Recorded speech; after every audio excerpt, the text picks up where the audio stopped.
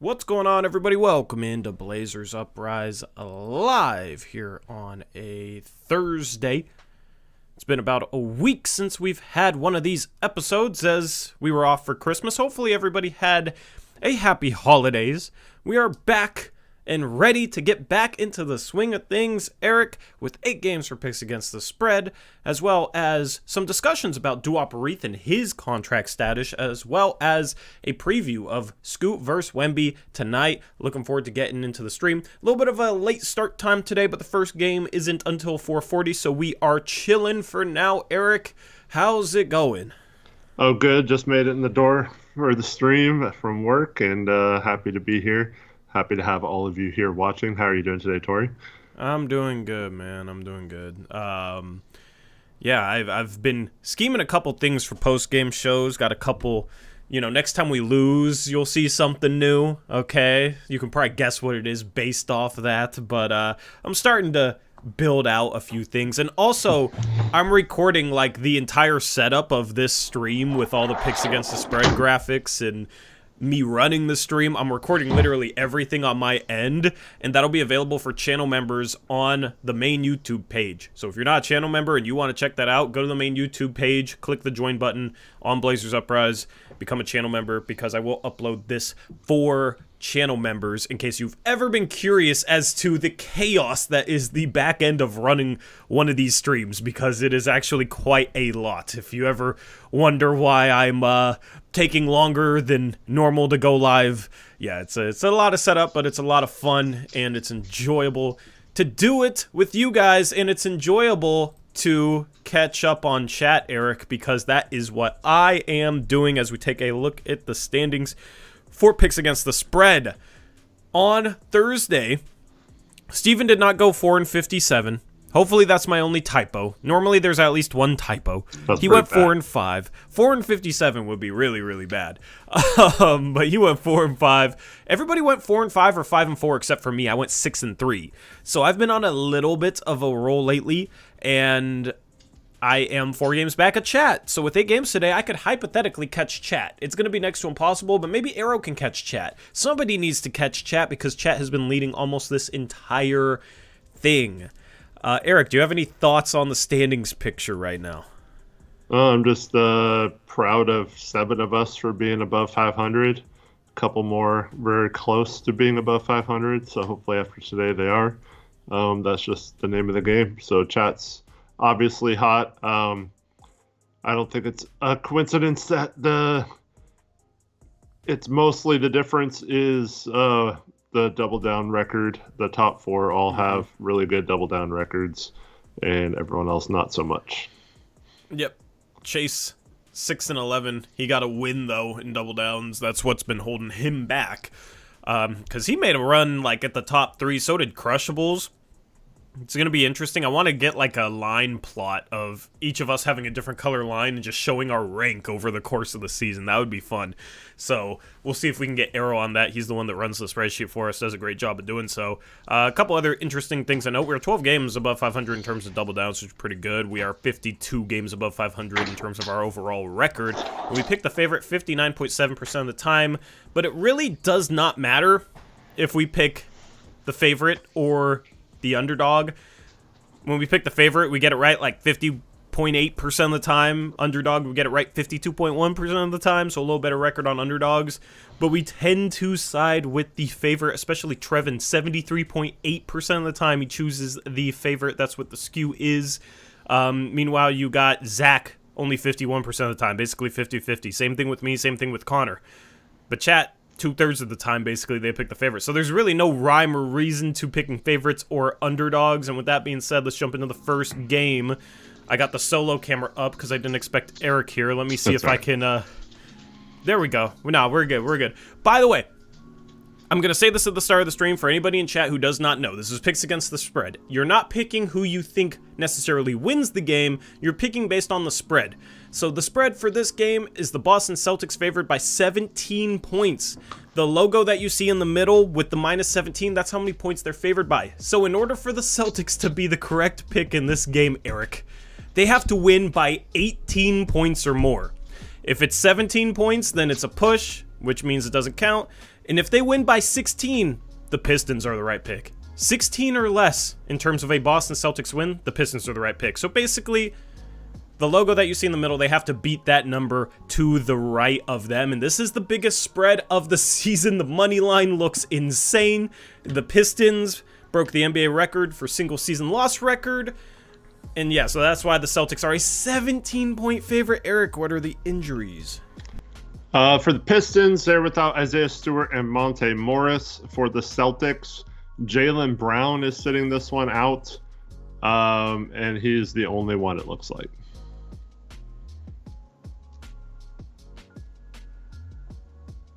Alrighty. There was some talk that Tatum was possibly going to sit out, but it looks like he's going to play. Might as well sit out against this team. Chat, there's your chat poll. I got texts from everyone that sends me their picks beforehand. I just got to take the points here. I also agree with that. I am also taking the points here. It is too big of a spread, man. Jackson and Connor are taking the points also. Yeah, Jackson, Connor points. Steven's also taking the points. We got Crushables going with the Celtics. Yeah, this is a tough one. 503 going with the Pistons. And Chase ended up going with the Pistons as well.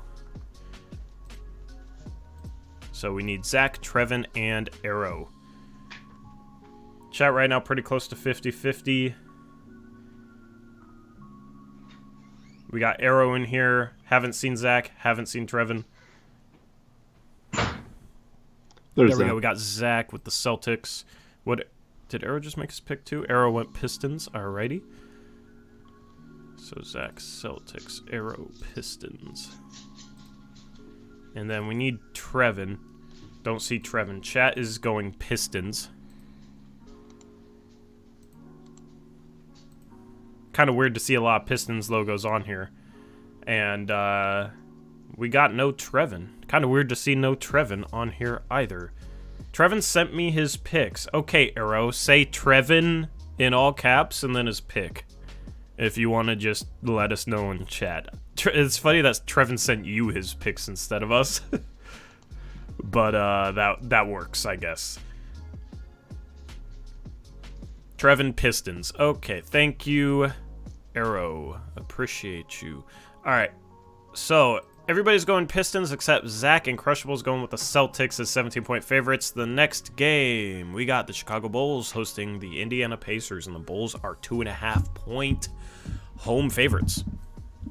Tyrese Halliburton is going to play. Bruce Brown out for the Bulls. Torrey Craig, Nikola Vucevic, Zach LaVine, Lonzo Ball, Henry Drell, and Owner Ralph Bittum? Yeah, I said that on a previous stream that you weren't here for. Whoever the heck Owner Ralph Bittum is out as well. Poor Owner Ralph, man. All right, this just two teams trending in different directions, it feels like. So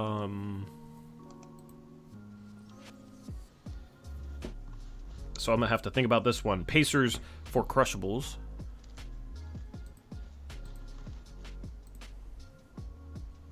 We got Pacers for 503. I give chat their chat poll, right? I don't know. I always just close that out right away. Okay, yeah, it did. Okay. We got Steven going with the Bulls.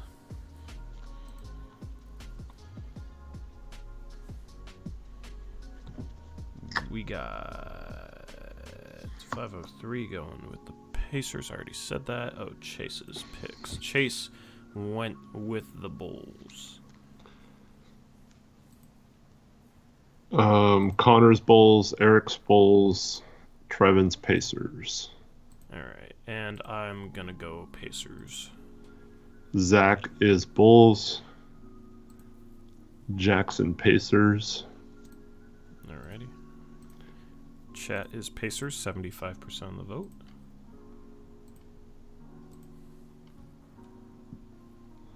Chat, 2 underdogs to start the day.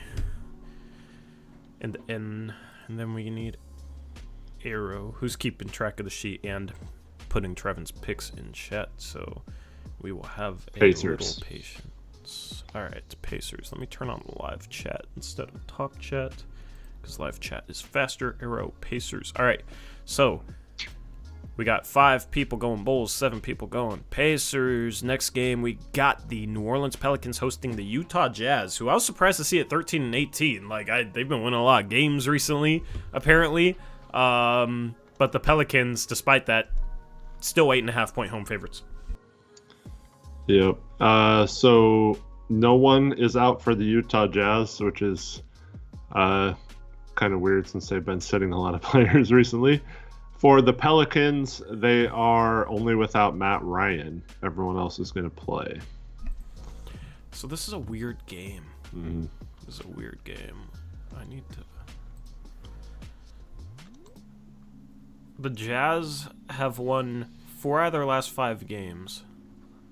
But the games that they won were at home against Brooklyn, and then on the road against Detroit, Toronto, and San Antonio, 3 lottery teams. Detroit being awful, San Antonio being awful. They lost against Cleveland. I'm still going to take 8.5 points and take the Jazz. All right. You're going Jazz. Zach and Jackson are taking the Pelicans. Alrighty. We got Pelicans for 503. Trevin as well. Alright. Steven is Pelicans. Crushables is Jazz.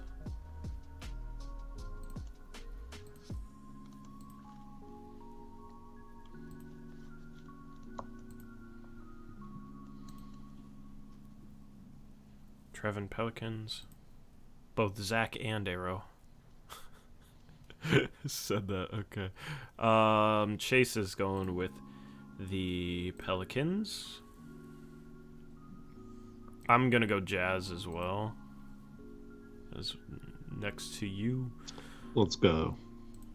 You crushing, Yeah.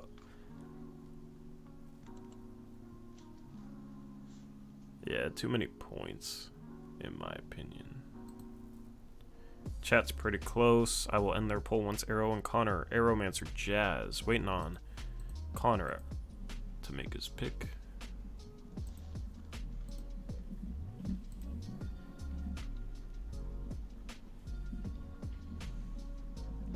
Ashy Larry says, I'm more proud of chat than my nine kids combined. It's pretty cool. Well, yeah, there's more than 9 people in chat, so more to be proud of. Jazz for Connor. Or no, Connor went Pels. What am I doing? Connor went Pels, and chat is going Jazz. Chat has chosen 3 underdogs to start the day, Eric. I'm a little... Oh, no, it's 50-50. Wait, it's actually 50-50. So next vote decides it. Sitting here at 20 votes. We got 56 people in chat. One of you has a lot of power right now. There it is. Pelicans, 52% of the vote. Never mind. They couldn't resist a favorite. I was going to say, I was a little freaked out that they picked 3 underdogs in a row, because that's not chat's thing. But there we go. We got me, Eric, Arrow, and Crush on the Jazz. Everybody else, Pelicans. Next game, you got the Minnesota Timberwolves hosting the Dallas Mavericks. The Timberwolves are a whopping 12.5-point home favorite. Lots of big spreads today.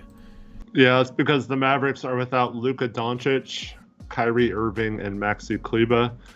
The Timberwolves are just without Jalen Clark.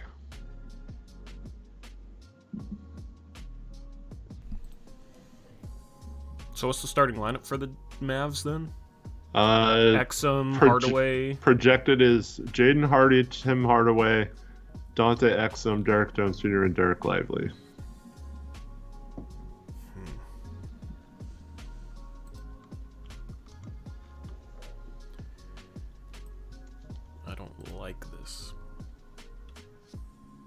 Timberwolves for Jackson Arrow. I feel like this is one of those games where everybody gets wrong because they take the team that's healthy. But then it's competitive. I don't know. This is a tough one. Chase is going with the Wolves. Arrow, is that your pick? Jackson, Arrowmancer, Zach, and Trevin are all Timberwolves, I think. Okay.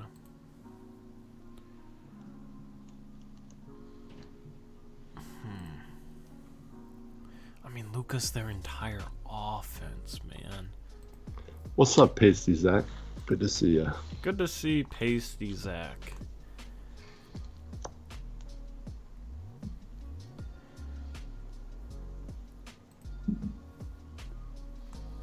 Max Prosper had a 20-point game?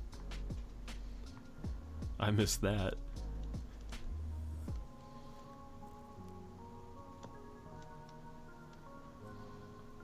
Man, oh man. Okay, I'm going Timberwolves.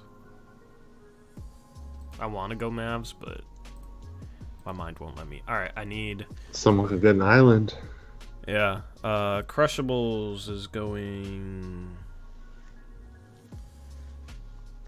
Where's his pick? Oh, Wolves. I'm tripping. And then we got Steven going Timberwolves. We got 503 going with the Mavs. There we go. So I need your pick and need Connor's pick. Minnesota. Okay, and then what's Connor? Do not know. Connor needs to fast forward his stream. He is behind. Or he's overthinking.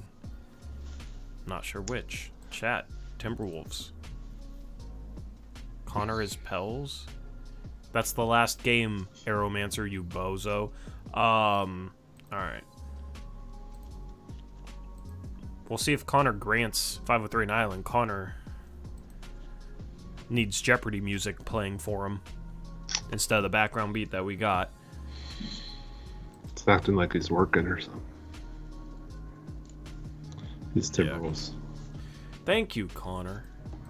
I thought I hit send. My bad. That's a Jackson response right there. I know. I feel like we wait on Connor more than any other mod.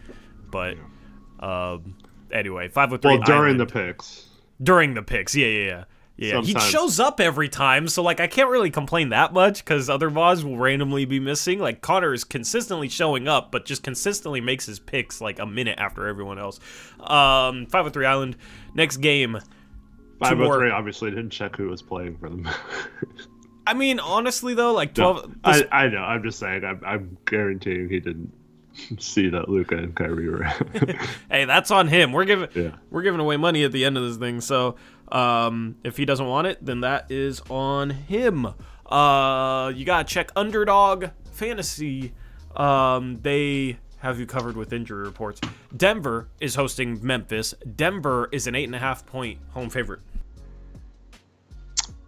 Find this game. Arrow, stop trolling. Go ahead. This is gonna be tough. Derrick Rose, Luke Kennard, Brandon Clark, Steven Adams all out for sure. Sante Aldama and Ja Morant with an illness questionable. If anyone sees an update real quick, it's still showing. Refresh the page and everything. Yep, still showing questionable since it's. Man, that sucks. Yeah. For the Nuggets, Aaron Gordon and Vlatko Konkar are out. Aaron Gordon got bit by a dog at home. Reggie Jackson is questionable.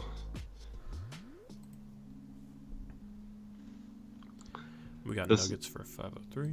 Aaron Gordon is out with lacerations, and Reggie Jackson is questionable with a skin lesion. It's weird. Yeah, that's a weird combination of injuries.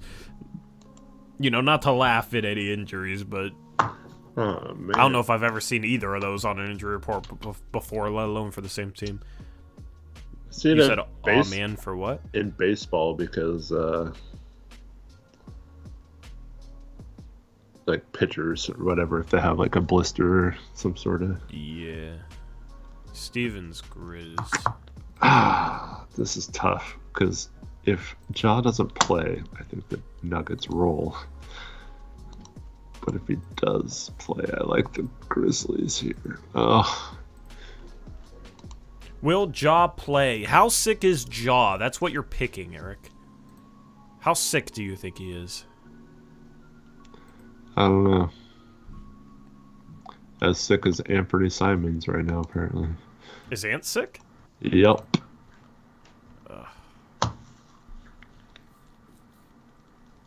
They just want to catch San Antonio in the tank race. Is what that is. Let's see. Crushables is Grizzlies.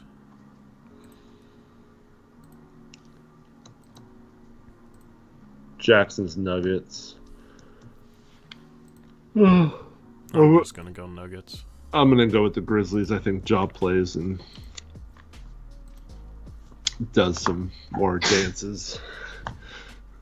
I think even if Ja plays, he's playing in elevation. So the combined effects of whatever he's dealing with, plus the elevation, I think, will limit him in terms of his production. So therefore, I am going with the team from Mile High. All right. Arrow, what's Trevin going? What'd you say? I said you could have just said Nuggets, but I was joking.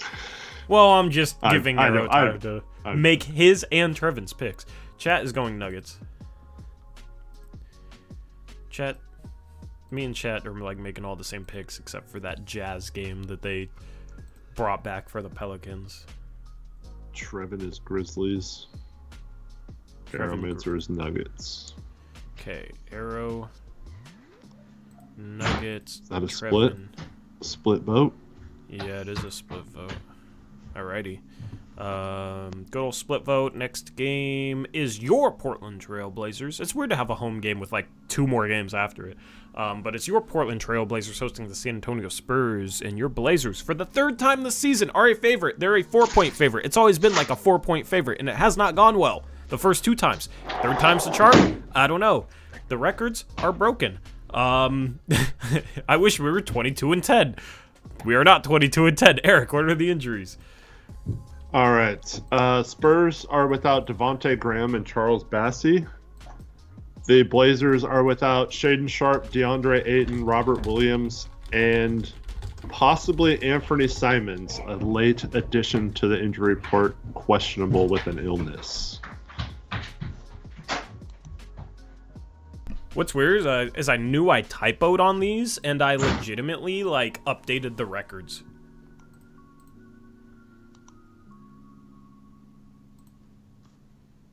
Screw it. Maybe I fix it. I'm gonna fix it. Hopefully my computer doesn't hate me for it. I'm gonna go Spurs because I don't trust the Blazers to deal with a team that's big. Yeah, I agree. I'm taking Spurs as well.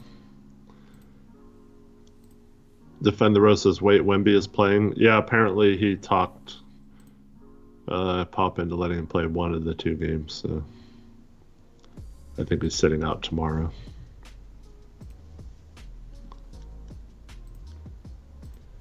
Nathan Rolfe says, I think Spurs win because we expect to win this. Yeah, that's been how it goes this year. But see, because we expect to win this, we now expect to lose this, and maybe then we'll win this. True. Steven is Spurs. Timothy, I think Tori would gladly give you Ayton for Nurkic back. Gladly. He's asking, please, if you can have Ayton back. Yes, you may. If the CBA allowed it, yes. No Shaedon. Blazers for Connor.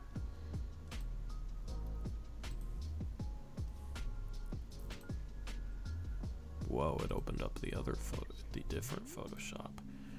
Okay. What is the records? We're 8-21. The Spurs are 4-25. Something like that. Yeah, close enough. There. Waiting on Trevin, waiting on Jackson. Oh, Jackson's Spurs. 4-25, yeah. Jackson is Spurs. What's Trevin? Is this pick made? Trevin is Trailblazers. Okay, yeah, the pick's there. Okay. And then chat is Blazers. 62% of the vote. It was Spurs at 60% last I checked. Then the Blazers just make a massive comeback. Must have been a long run of votes there for the Blazers. Chat, every time the Blazers have been favorites, have chosen the Blazers and been burnt because of it. Maybe that won't happen tonight as we got a split vote. 2 more games left. We got the Warriors hosting the Heat. The Warriors 5.5-point home favorites. All right. In this one, we got Jimmy Butler, Kyle Lowry, Caleb Martin, Drew Smith all out for the Heat. Also, Josh Richardson doubtful, so he's probably not playing either. And then for the Warriors, of course, Draymond Green still suspended, and Gary 2 weeks, GP 2 weeks is out. Gary 2 weeks, GP 2 weeks is out. Yeah, whatever I said. Oh man. Jimmy Butler, man, this is gross. I'm gonna take the Warriors. Yeah, so is 503. Whoops, wrong team. Eric is Warriors. Crush, Warriors. Steven, Heat. And you had Chase, Warriors. Zach's going Heat. Okay. Jackson, Warriors. I'm going Warriors.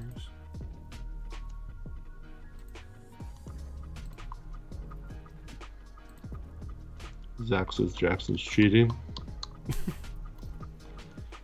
Connor is Warriors. Alright. Tyler James is asking if you have 2 tracks playing right now. Do I? I do, actually. You're right. I noticed, like, background music wasn't on some of the other scenes, so I tried to just copy-paste it before the stream. Yeah, there you go. Trevin's Warriors. Alright. That was a challenge. You win the challenge. First person to realize there was 2 tracks playing. 50-50 for chat. Next vote breaks the tie. We're definitely rooting against the Warriors. Arrow is Warriors. Chat is Warriors as well. Alright, so Steven and Zach are the Heat. Everybody else going with the Golden State Warriors. Final game, you got the Los Angeles Lakers hosting the Charlotte Hornets, and the Lakers is a 12.5-point home favorite. I think that's 3 12.5-point favorites. Lots of big spreads today. Eric, what are the injuries? All right, we got for the Hornets, Gordon Hayward, LaMelo Ball, Frank Ntilikina out, Mark Williams doubtful, Brandon Miller questionable.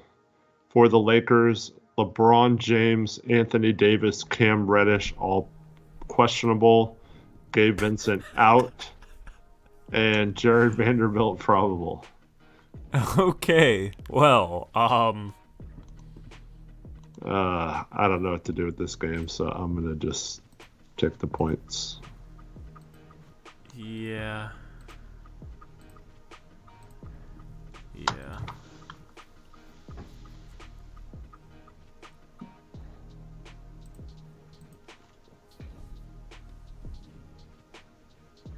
We got Hornets for Mr. Stephen Vaughn, who said he was going undefeated today. I love the confidence. So he's not gonna win a single one. No. He's been very down. He's like ready for my 3 and 8 picks. Like, so I've been telling him he needs to make his picks with more confidence. Connor's Lakers. Okay. I feel like this game goes Lakers actually. Trevin is Hornets. Jaw just got ruled out. Dang it. We can go back and change picks if you want. Speaking of changing picks, I'm changing my picks to the Lakers.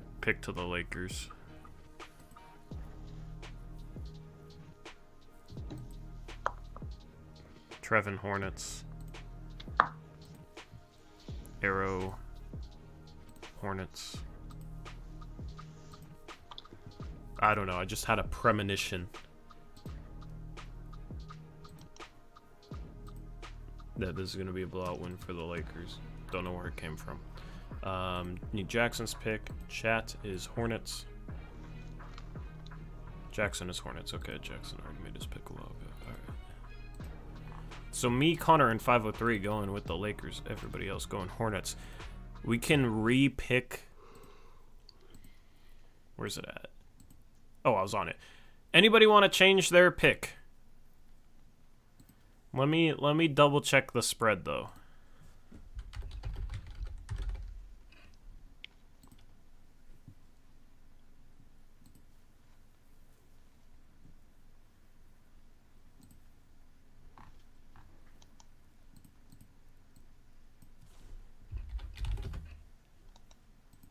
God, I can't type.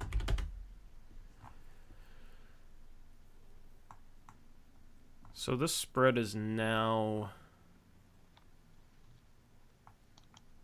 down, actually. So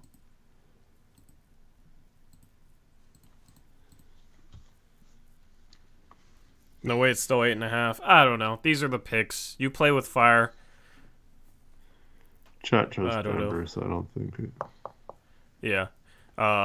Anyway, let's just do double downs. My double down is the Warriors. The injuries are baked into the risk, you know? So if there was a spread, we could change picks, but there's not even a spread for it anymore. Chat's double down is Indiana. Okay, chat is Indiana.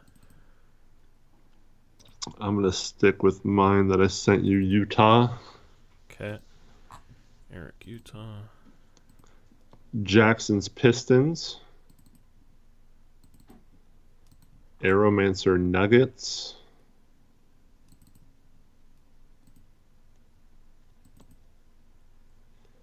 Trevin Timberwolves.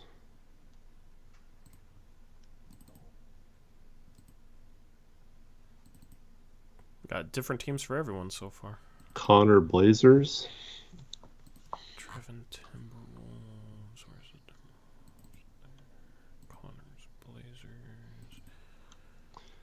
Zach was. We don't know yet, Carson. Okay, 503 was Golden State. Zach is Grizzlies.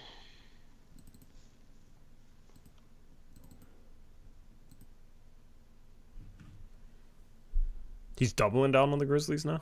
Yeah. Okay. Carson wants to know if anyone else is going to the game tonight. Say hi to Carson in chat if you're going.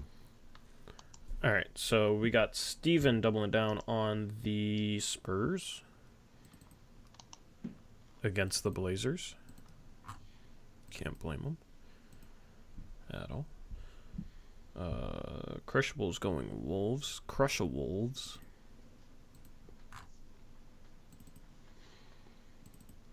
And we got Chase. He doubled down on the Blazers.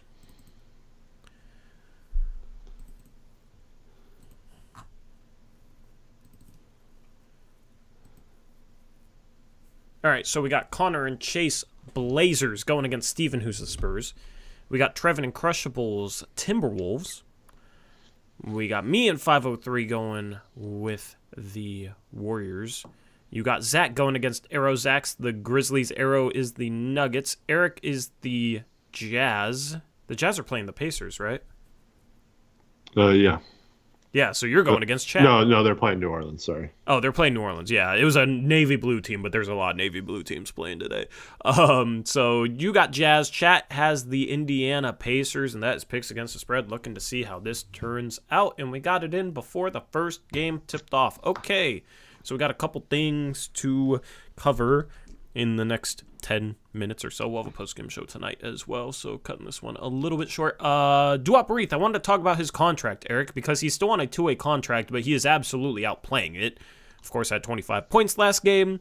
One of the better rookies. He's obviously older, is very seasoned for a rookie, very well-traveled in his basketball career, but he's been balling out offensively. Looks like an above-average, definitely an above-average backup center on that side of the ball. Defensively, not great, but had some impressive moments. Like, I think as long as he's not getting absolutely cooked, like he's a backup center in this league, honestly, is what he's playing himself into. Been shooting the three ball well, putting it on the floor. His confidence seems to be growing game by game. But he's still on a two-way contract. So, given that he's on a two-way contract, could another team look at what he's doing and just simply outright sign him to an NBA contract, Eric? No, they cannot. No, they cannot. Okay. You can sign other people's G League team players to a two-way contract, but you can't sign other teams' two-way contracts. Yeah. Just wanted to double-check. So, what the Blazers will probably elect to do is let him play out his two-way contract. You have 50 days that you can be in the NBA until you have to be sent down to the G League. The two-way contracts, you're limited as to the service time that you get in the NBA. You can't play the entire season in the NBA on a two-way contract. They did away with that, like loosened the rules on that during the seasons around COVID, but now it's back to what they initially intended, which is limited service time in the NBA. Now, they're using him like an NBA player. He's playing rotation minutes pretty much every night. He is the main backup center. I know they've gone with Jabari Walker at times, like kind of mixed up lineups, but for the most part, Duop Reath is the backup center, obviously after Robert Williams III went down. So what the Blazers are likely electing to do is let him play out his time on that two-way contract. He's playing ahead of Moses Brown. I know Moses Brown started last game, but that was because Ayton was out. Reath has been playing ahead of Moses Brown, who's on a normal NBA contract. I believe he has $250,000 guaranteed up until a certain date. So, Eric, my intuition is he will be signed to a rookie minimum around the time they need to cut Moses Brown in order to not have his full money on the books, right? Because if you cut a player on a fully guaranteed contract, his money is then dead money. It's still on the books, even though that player is no longer on your team. But Moses Brown is a partially guaranteed contract. Do you agree with that premonition? Do you have any thoughts? I think I would do that. It kind of sucks that we don't have a lot of center depth, though, with what's his name, Robert Williams being out. Yeah. So the details on Moses Brown, it was $250,000 guaranteed, $500,000 guaranteed on opening night, and it becomes fully guaranteed on January 10th, which is actually in 2 weeks. Yeah. So it'll be interesting to see what they do around that date. But go on. Yeah. And then just for the record, Duop's played 20 games. He's been active for 21. So even if you don't play, if you're active, it still counts. So by my count, there was one game where he was active that didn't play. So he still has 29 games left to play. We obviously have a lot more than that left in the season. I think it's approximately like 29 games until the trade deadline, something very close to that. Well, that's what I was going to say. I think they don't necessarily have a plan yet. I think they're going to wait until the trade deadline to see what the roster looks like. After the trade deadline, maybe they have an open roster spot and don't have to make a move or whatever. I'd actually be kind of surprised if they made a move before that in terms of like cutting Brown and moving Reath up. Yeah. I just think if the plan is to cut Brown, it does make sense to just do it before January 10th. Yeah, for sure. Because and at the end of the day, less money, yeah. yeah, like when they sign Duop Reath, it's a rookie minimum, but it's prorated based on how much time's left in the season. So if they wait, they're going to owe Duop Reath less money when they sign him to an NBA roster contract. But if they signed him on January 9th and cut Moses Brown, they would save more money than waiting another month to get that prorated amount down on Duop Reath, because they'd save approximately $1 million by cutting Moses Brown. They would not save $1 million by waiting another month on Duop Reath. So that's why that date is interesting to me. If that's their plan, it would make sense just to do that then. But the other way is you just wait until the trade deadline and you try and ship out more contracts than you bring back, and then you just have a roster spot that you'd have to fill potentially, and then you just do that with Duop Reath.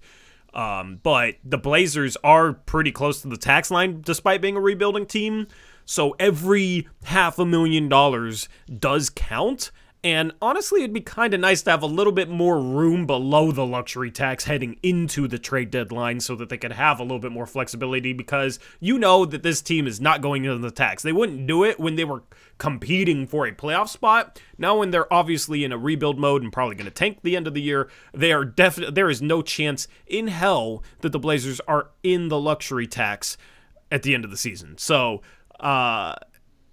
the cap calculations are interesting regarding trying to sign a guy like Duop Reath to an NBA contract. I believe the Blazers will try and make it a multi-year contract, because going into next year, they're probably still going to have Robert Williams III, going to hope he's healthy, but Duop Reath is a good insurance policy as a third-string center behind a guy like Robert Williams, and he could even maybe hypothetically play a little bit next to Robert Williams, at least offensively. I think their games complement each other. Defensively, it's a little bit more interesting if that works or not, but Duop Reath is a really good insurance policy, so I'm pretty confident that the Blazers want him around going into next year, because you can't trust Robert Williams III to stay healthy, and Duop Reath is productive.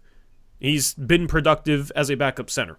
So this story is going to be interesting to follow. I believe at some point it will be kind of like what they did with they did it with somebody in the past where it was like a 2-year minimum. I forget who that was. I don't know if you remember who that was, because I don't. Well, I mean, they had trended on. Yeah. It was like non-guaranteed each year. Yeah, but I believe there's somebody. Maybe it wasn't Eubanks, was it? Didn't Eubanks have like a team option or not a player option or something?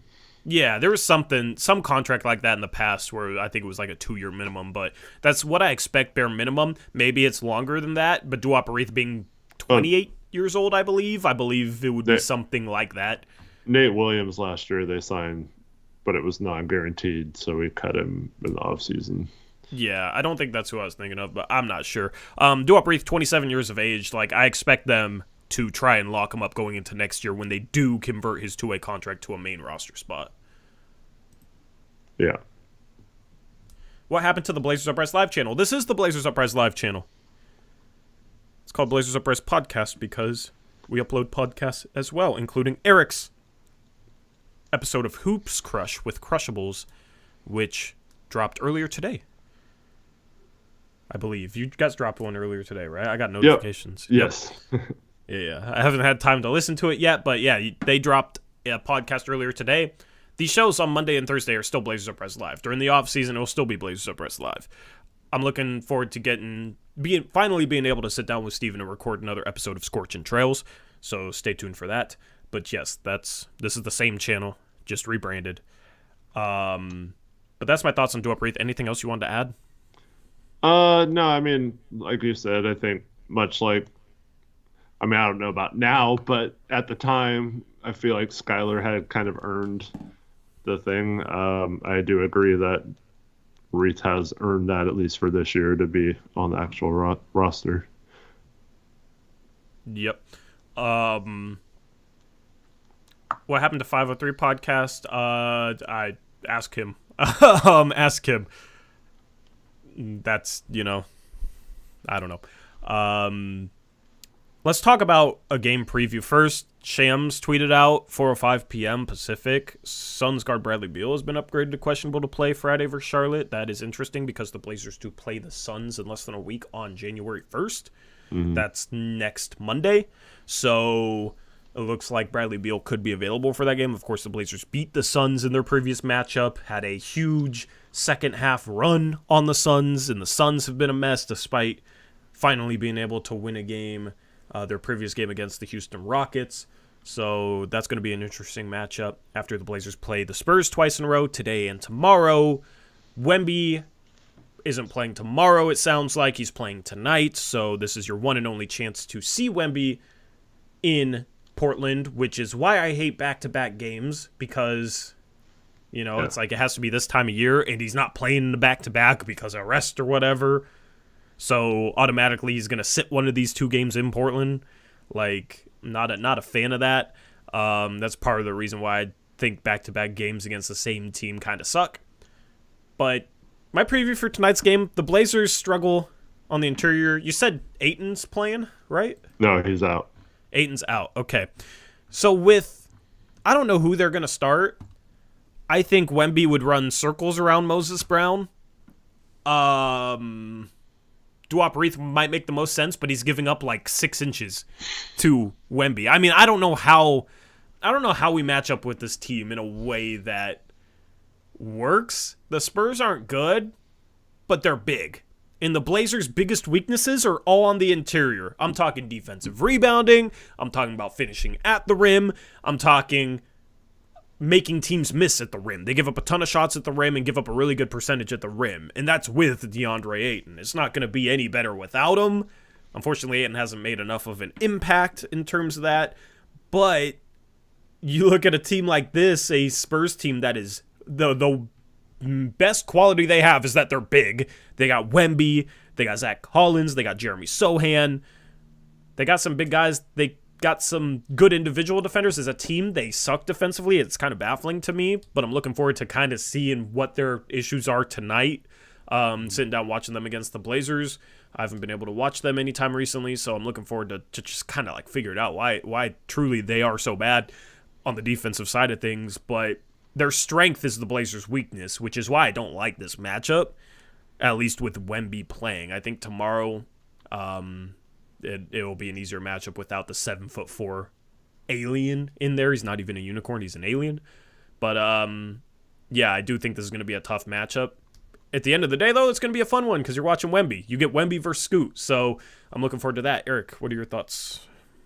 Yeah, the only thing I'll say about this matchup is the Blazers have had some defensive success against teams without a dynamic lead guard, and teams that don't go heavy pick and roll. So maybe they can find a way to slow the Spurs down.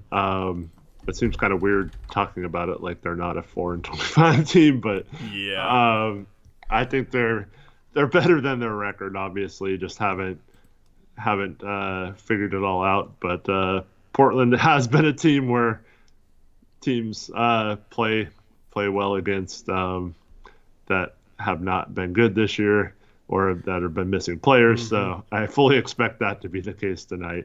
Us wondering how in the heck the Spurs are up like 15 on us in the second quarter, you know? Yeah, well, I will say this. It's a battle of the Spurs' size versus the Blazers' lack of ability on the interior, mm-hmm. right? It's the battle between that and the Blazers' ability to force teams over, because the Blazers force teams over at the third highest rate in the league on defense. The Spurs on offense turn over the ball at the third highest rate in the league. So without that lead guard, as you said, can the Blazers turn them over and then get out and run? Because length is more neutralized in the open court. So the Blazers, that's the key for them. They got to be able to turn over the Spurs and get out in the open court. If they do so, they could be up double digits in this game, and this could be a comfortable game for them. But they have to force turnovers. I think the key for this game is to force the Spurs into, I don't know, at least 17 turnovers in this game. So post-game show, we'll be looking at that. 17, maybe even 18 should be the goal, bare minimum, for the Blazers. And then looking at the offensive boards is also going to be interesting. But the Spurs don't crash the boards too hard. Despite all that length, they're the 27th ranked offensive rebounding team. There's also been... Oh, go ahead. I was just going to say, like, the Blazers are really bad defensive rebounding, so that's not normally a strength for the Spurs, but it could be tonight against a smaller Blazer team that doesn't rebound the ball too well, so that's also something to watch. There's also been this narrative that I'm excited to watch tonight that players like Sohan just do not like passing Wemby the ball for some reason. And so I want to see how many times Wemby's wide open on a roll or around the basket and no one passes to him. I'm going to try to keep track of that tonight. Yeah. Who do you think... The Chet versus Wemby debates are interesting. I'll end the stream with this. Watching Chet's creation has been a little surprising to me this year. Like, I always thought he could create, but I didn't think he'd be this good as a self-creator this quickly. Like, he wasn't doing it at this level at Gonzaga. I think, maybe that year off maybe helped him, but I don't know. Like, he had a foot injury. He couldn't run too much. That's the thing with Wemby is, like, he can be elite as a, like, lob target, play finisher, when people feed him the ball. But that self-creation is going to be interesting to compare to Chet, just because both these guys are unique in their ability to put the ball on the floor at their size. Yeah. Obviously, Wemby's bigger than Chet, taller than Chet, but that's why it's going to be interesting just to compare their shot creation, and so far, Chet has the edge, it seems like, because Chet has done some really impressive stuff off the dribble. And I think that's that plus OKC being a contending team maybe is why I think Chet's rookie of the year right now, in my opinion. Yeah, it's pretty close, but can't argue with that. Chet's been playing at a really high level, and like you said, team success might play into it a little bit as well.